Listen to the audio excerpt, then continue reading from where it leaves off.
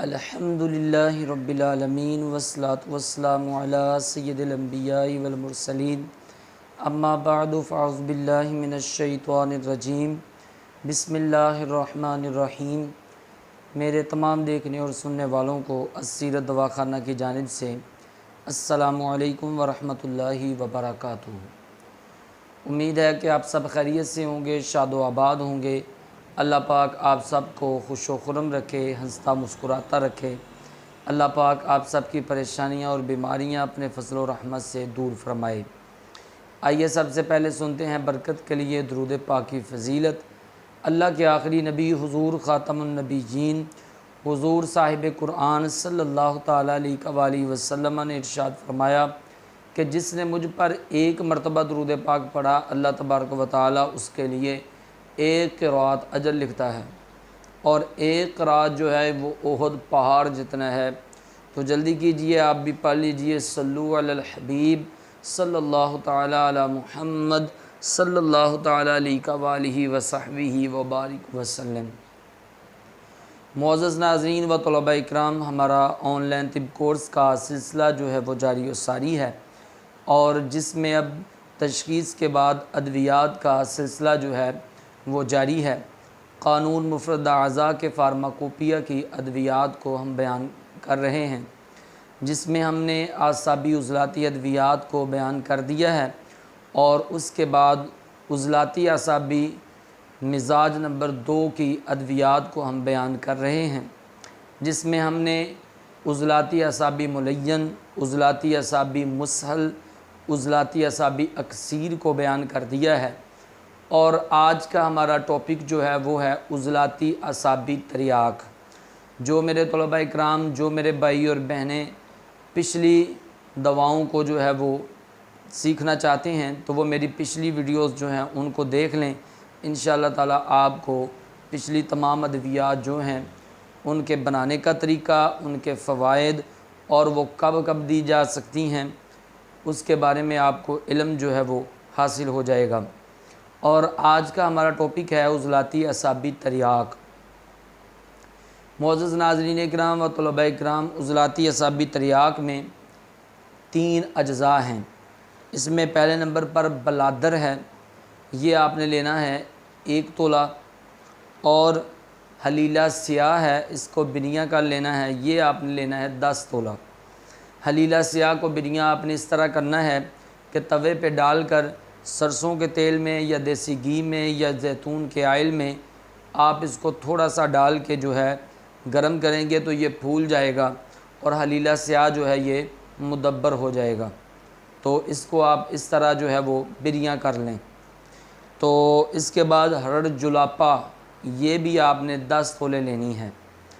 اب اس کو تیار کس طرح کریں؟ جو بلادر ہے اس کو آپ نے اچھے طریقے کے ساتھ خرل کر لینا ہے۔ بہت سارے طلباء مجھے فون کال پہ پوچھتے ہیں کہ اس کو آپ نے مدبر کیوں نہیں کرتے؟ تو اس دوا میں تقریباً 20 تولے جو ہے دوا جو ہے وہ دوسری ہے، تو 1 تولہ اس میں مقدار جو ہے بہت ہی کم ہے، اس لیے میں اس کو مدبر نہیں کرتا۔ اس کو آپ اچھے طریقے کے ساتھ اگر خرل کر لیں گے 4-5 گھنٹے تو یہ آپ کو زیادہ فائدہ دے گا۔ ہاں، اگر کوئی مدبر بھی کرنا چاہتا ہے تو آپ اس کو کر سکتے ہیں۔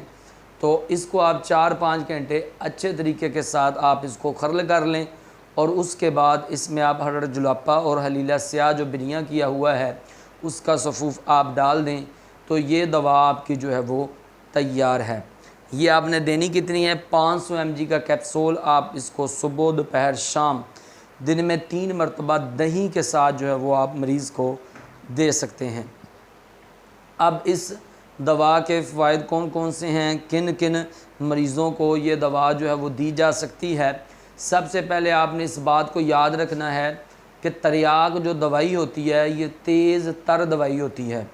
جب کوئی دوسری دوا کام نہ کرے تو پھر طبیب جو ہوتا ہے وہ تریاک کا استعمال کرتا ہے، اور جو اطباء بھائی ہیں، جو حکماء بھائی ہیں، وہ میری اس بات کی تائید کریں گے کہ ہم تریاک اس وقت یوز کرتے ہیں کہ جب کوئی دوسری دوا جو ہے وہ کام نہ کرے، یا پھر دوسری دوا کے اثر کو تیز کرنے کے لیے ہم تریاک یا اکسیر جو ہے یہ استعمال میں لاتے ہیں، اپنے یوز میں لاتے ہیں، لیکن اس میں آپ نے احتیاط یہ کرنا ہوگی کہ یہ جو دوائی ہے عضلاتی اعصابی تریاک، اس کو آپ صرف 2 نمبر تحریک میں آپ نے بالکل بھی نہیں دینا۔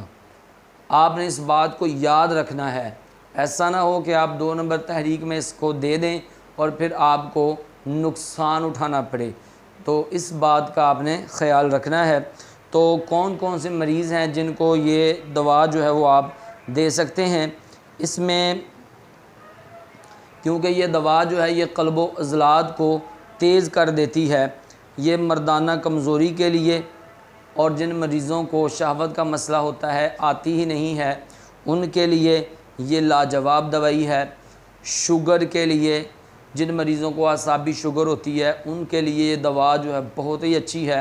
اگر اعصابی غدی تحریک ہے اور شوگر کا مسئلہ ہے تو پھر بھی یہ دوا جو ہے وہ آپ دے سکتے ہیں۔ پس پیشاب کی زیادتی، جن مریضوں کو بار بار پیشاب آتا ہے وہ بھی اس دوا کو استعمال کر سکتے ہیں۔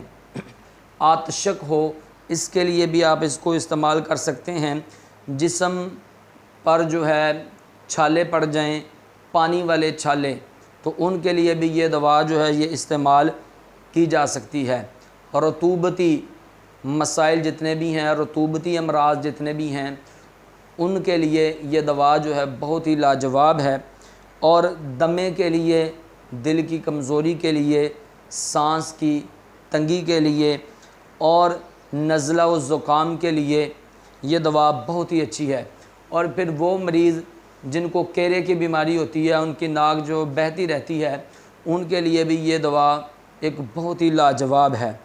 اس کے ساتھ ساتھ جن کو موشن ہو جاتے ہیں اور رکتے نہیں ہیں، ان کے لیے یہ دوا بہت اچھی ہے۔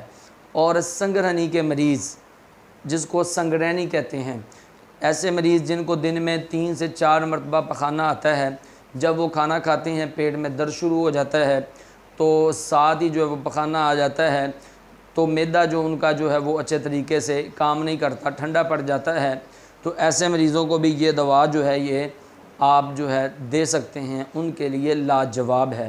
تو یہ سارے مسائل جو میں نے بیان کیے ہیں، ان مسائل میں آپ اس دوا کا یوز کر سکتے ہیں۔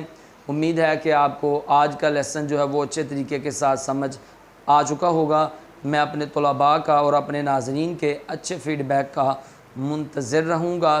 اسی کے ساتھ اپنا بہت سارا خیال رکھیے گا، اپنی دعاؤں میں یاد رکھیے گا۔